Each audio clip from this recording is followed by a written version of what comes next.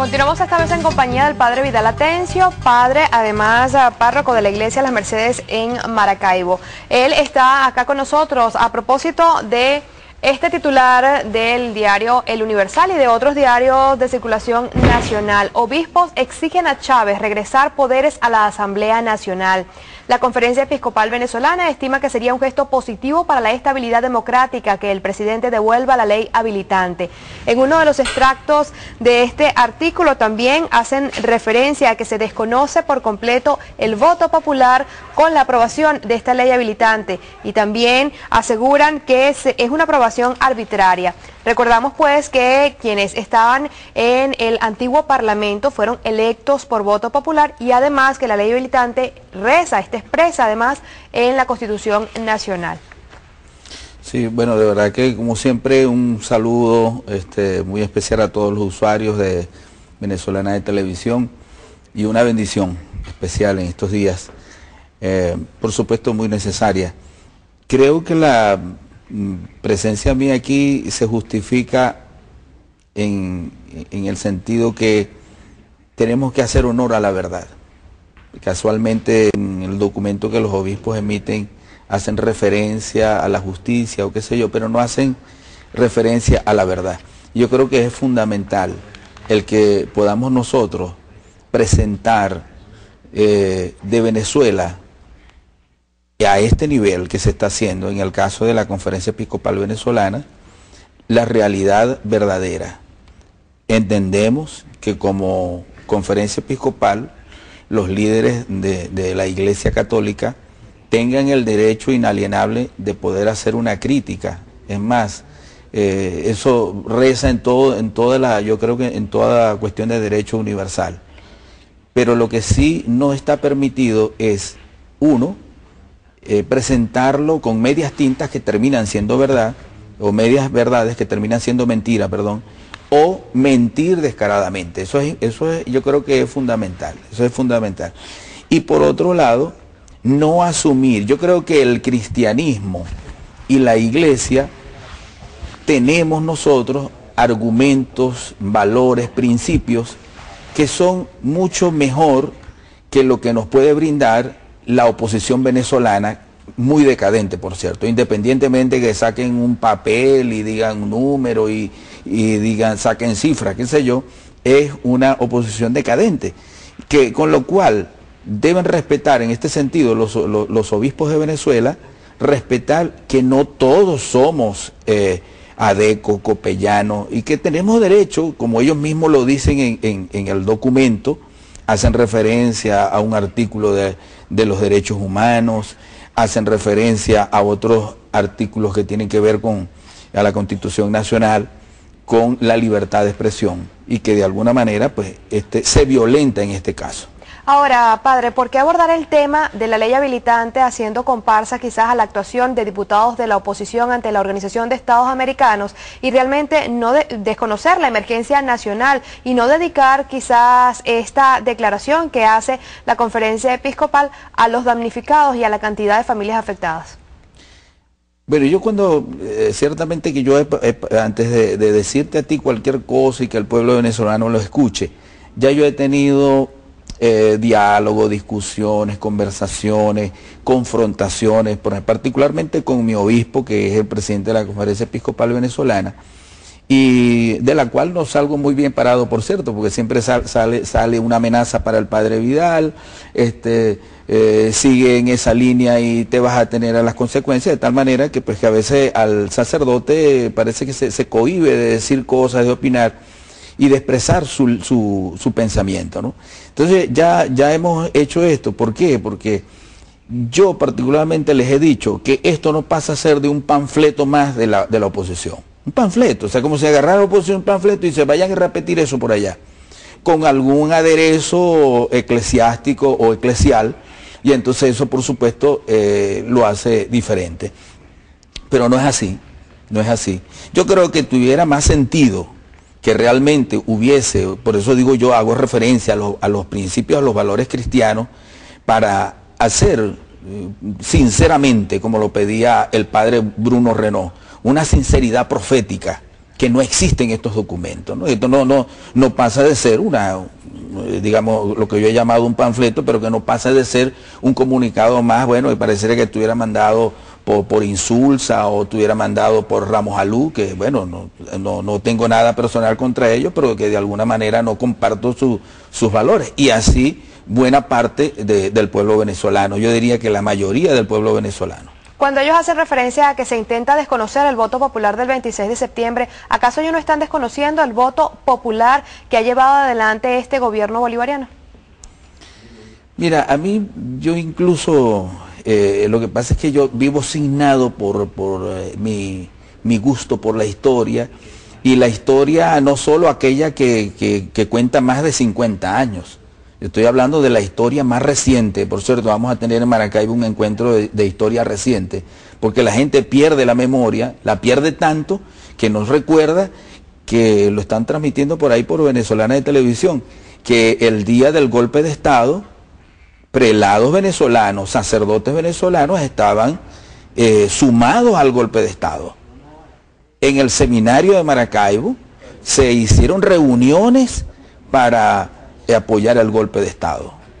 Y cantidad de cosas que creo que vale la pena decir, y con honestidad, y por supuesto plantearlo, y no venirle a mentir al pueblo venezolano sin reconocer la tragedia que se cernió sobre el pueblo, buena parte, bueno, no fue toda Venezuela, pero que ameritó un esfuerzo mancomunado, que ameritó un esfuerzo mayor y una participación del Estado y del gobierno con todas sus instituciones. Yo creo que jamás en la vida hemos visto nosotros tanta inclusión en la historia contemporánea de Venezuela o en la historia de la democracia venezolana del punto fijo para acá, ¿no? Del pacto de punto fijo para acá.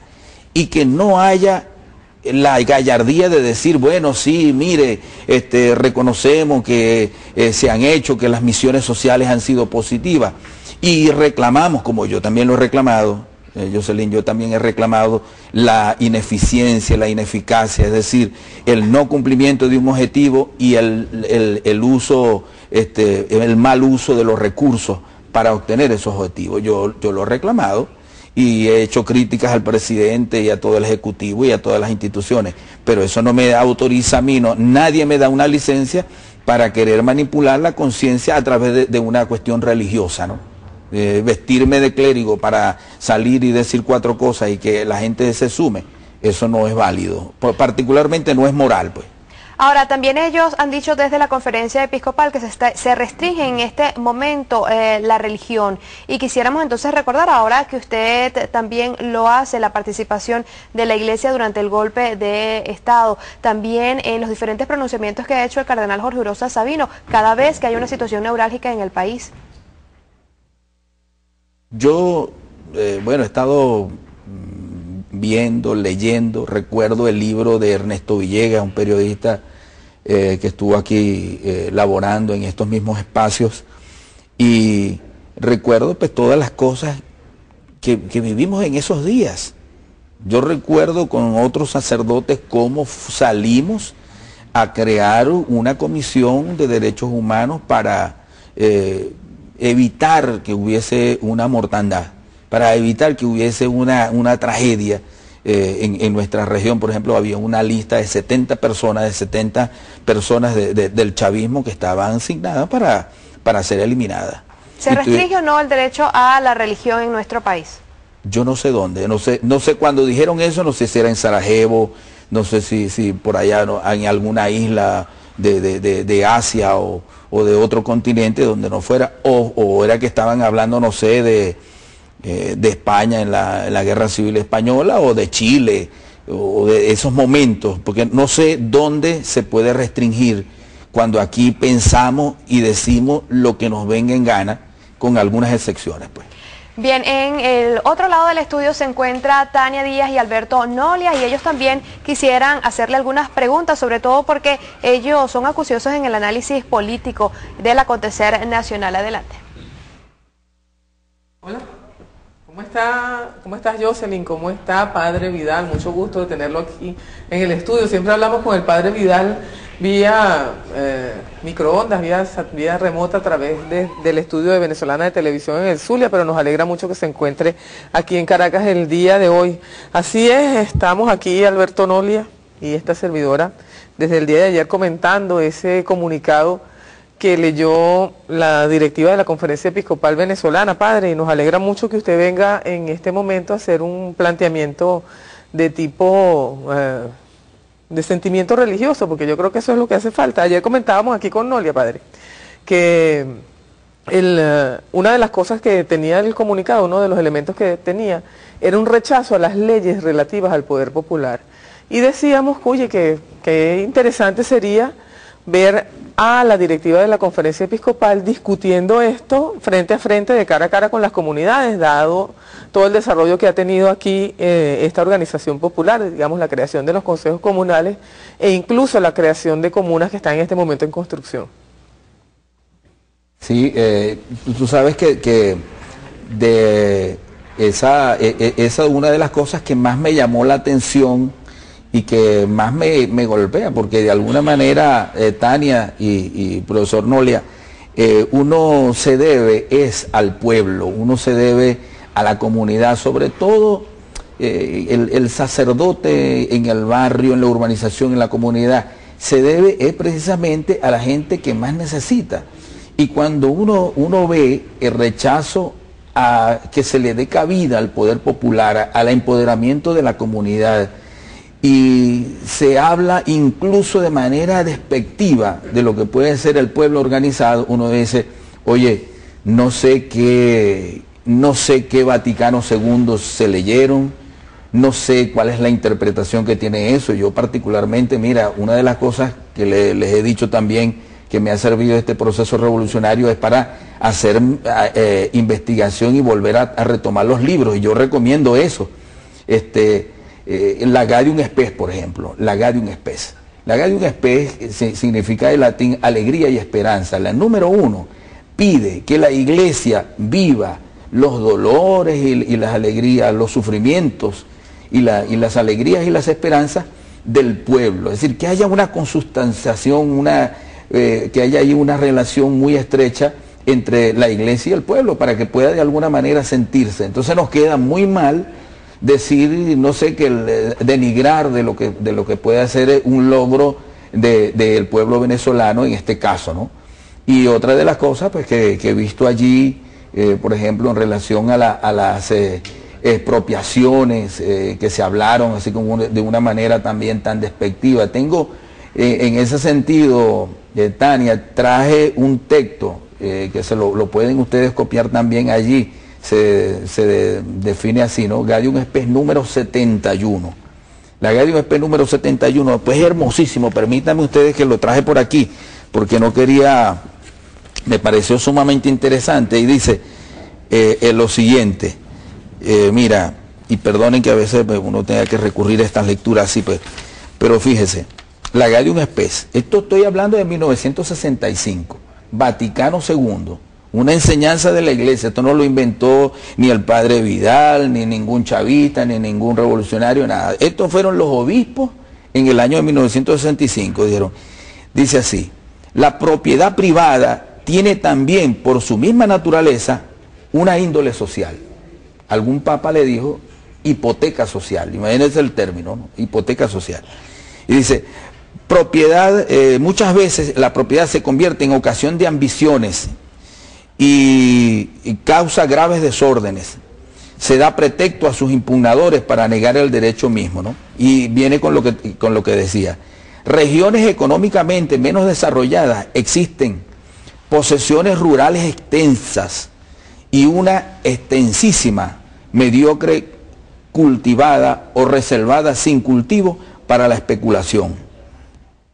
Con ellas, mientras la mayor parte de la población carece de tierras y posee solo parcelas irrisorias, y el desarrollo de la producción agrícola presenta características de urgencia. Bueno, decía esto porque yo no sé dónde está, yo me he ofrecido incluso con mucha humildad, porque qué tanto puedo saber yo, hay teólogos aquí en Venezuela, hay técnicos, en peritos para ayudar en eso, pero no sé por qué se olvidan estos textos que están puestos allí para eso. para orientar, por ejemplo, señor presidente, anote usted, si está viendo, pues yo sé que usted ve mucho a Tania y a Nolia, anote eso, Gaudium Spes número 71, léase completico ese número. Y yo estoy seguro que se va a dar cuenta que no está equivocado en lo que está haciendo y que va a profundizar en lo que se está haciendo a nivel, por ejemplo, de poder popular, de tierra y todo. Cuando hablo al señor presidente, pero es porque siento un gran respeto por su trabajo, pues, ¿no? Y también por los obispos. El que los critique o haga yo una posición de este tipo no es que no los quiera, sino que precisamente por eso es que estoy aportando esto, ¿no? Bueno, sí, padre Alberto Nolia tenía aquí un comentario que hacer y después yo le voy a hacer una preguntita a Jocelyn, porque de verdad que queremos aprovechar la presencia del padre Vidal aquí, porque él es conocedor además de la situación en el estado Zulia y queremos hablar específicamente de eso. Pero Nolia, ¿qué dices tú? Bueno, a mí me alegra mucho verlo acá, entre otras cosas por lo que estábamos conversando ayer y antes de ayer, que cuando se formulan críticas a la jerarquía eclesiástica, críticas perfectamente justificadas por una conducta que es además profundamente anticristiana, hay que tener claro que ni todos los obispos, ni mucho menos todos los curas, son esos bandidos que redactan los comunicados que tienen secuestrada incluso la conferencia episcopal. Así que es bueno que la gente vea que hay curas normales, personas normales que están cumpliendo con sus obligaciones como ciudadanos y con sus obligaciones como sacerdotes, y no escudándose detrás de una sotana para hacer politiquería y que luego salgan como va a saltar porras a decir que hay una campaña en contra de la iglesia. No, no hay ninguna campaña en contra de la iglesia.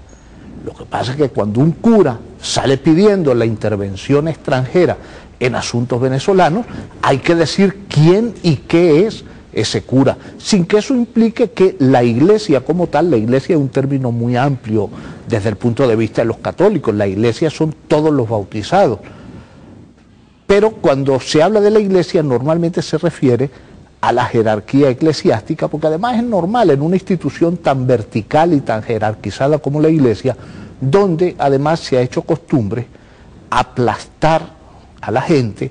Es una institución donde a nadie lo eligen por votación popular, donde nadie rinde cuenta y donde vemos casos escandalosos como el de un sacerdote párroco en la iglesia del Rosario de Maracaibo, una parroquia donde va gente con mucho cobre, que fue suspendido, prácticamente suspendido a divinis, le tienen prohibido oficiar los sacramentos, es decir, lo han execrado en su profesión, sin darle ninguna explicación a nadie de cuáles son los motivos.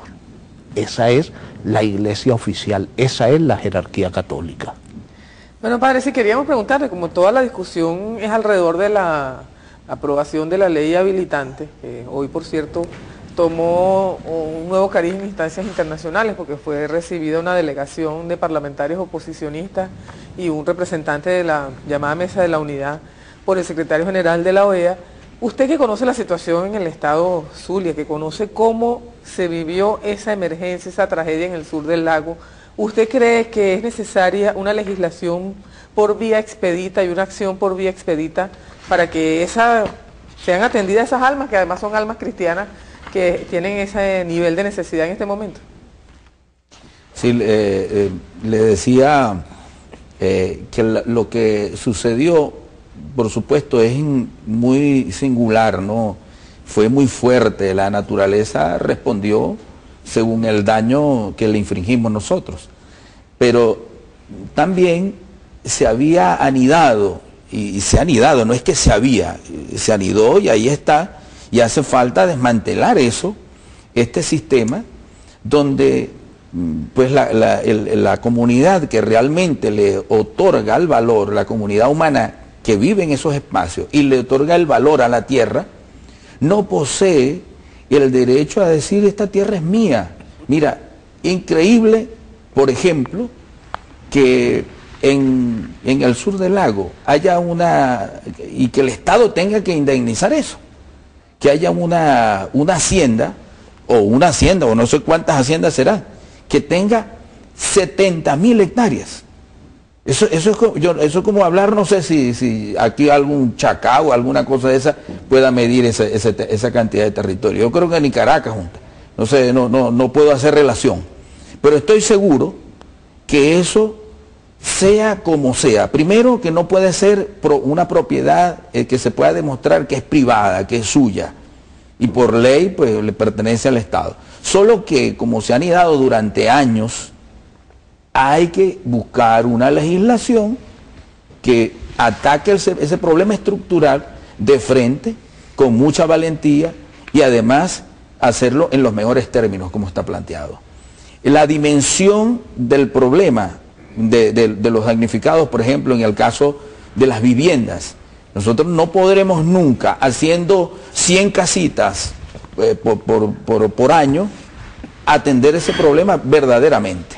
Yo creo que en ese sentido hay que buscar y hay que despertar y decir, mira, ¿por qué oponernos a eso? Hagan otro tipo de comentarios, menos quitarle la posibilidad de que esta gente que nunca ha tenido acceso a los beneficios sociales, hoy puedan hacerlo. Yo creo que estoy aquí también hablando por esa cantidad de gente que no tiene la posibilidad de utilizar, como muchos prelados, tienen canales a disposición, tienen periódicos a disposición para apoyar e instaurar lo que se quiere instaurar.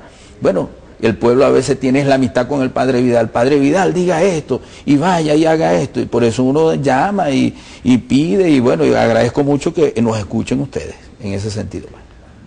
Bueno, padre, muchas gracias. Gracias, Jocelyn. Nos metimos en la entrevista y nos quedamos allí pegados. Así que bueno, te devolvemos el pase para el otro lado del estudio para que despidas el segmento. Sí, efectivamente, Tania, bueno, gracias también por el aporte brindado en esta entrevista al padre Vidal Atencio. Quisiera entonces continuar siguiendo con ella, pero es hora de finalizar, recordando que ellos han pues emitido un comunicado que titula "La verdad los hará libre", en respuesta, por supuesto, a las conclusiones ofrecidas por la Conferencia Episcopal Venezolana. Y quisiera leer, antes de terminar esta primera parte de Dando y Dando, que ellos apuntan: la promulgación de una ley habilitante que otorga capacidades especiales al presidente para atender una situación crítica no puede condenarse a ultranza, máximo cuando los argumentos no se diferencian de la oposición y de los enemigos de la República. Despedimos pues esta primera parte de Dando y Dando. Al regreso con más de Tania Díaz y Alberto Arpía.